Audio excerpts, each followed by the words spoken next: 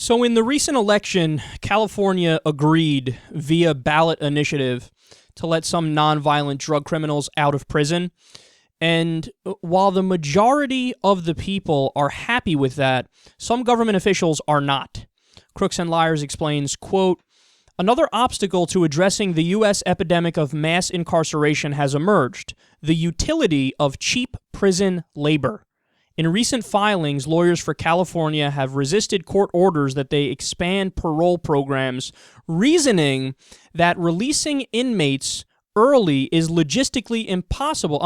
Not reasoning that releasing inmates early is logistically impossible or would threaten public safety, but instead that prisons won't have enough minimum security inmates left to perform inmate jobs." You want to talk about a perverse incentive? They continue, quote, "The debate culminated Friday when a 3-judge federal panel ordered California to expand an early parole program. California now has no choice but to broaden a program known as a 2-for-1 credits that gives inmates who meet certain milestones the opportunity to have their sentences reduced. But California's objections raise troubling questions about whether prison labor creates perverse incentives to keep inmates in prison even when they don't need to be." Now, this story should scare everybody, because clearly some people in state governments and some people in the private prison industry, they look at the way the system works right now and they see dollar signs. And they go, oh, well, what we could do is essentially rent out the labor of these prison inmates and then make them do slave labor. Make them work for us because they're behind bars. They don't have a choice. So you have to go work for us, and then maybe we will or won't let you out. So even when the people of California said, yeah, you should release the nonviolent drug offenders, even when the federal government was like, yeah, you have to do these longer parole programs, and if somebody acts on good behavior, you got to let them go, their counter-argument was, we don't really want to do that because it's kind of great with these guys busting their ass day and night and us not having to pay them anything.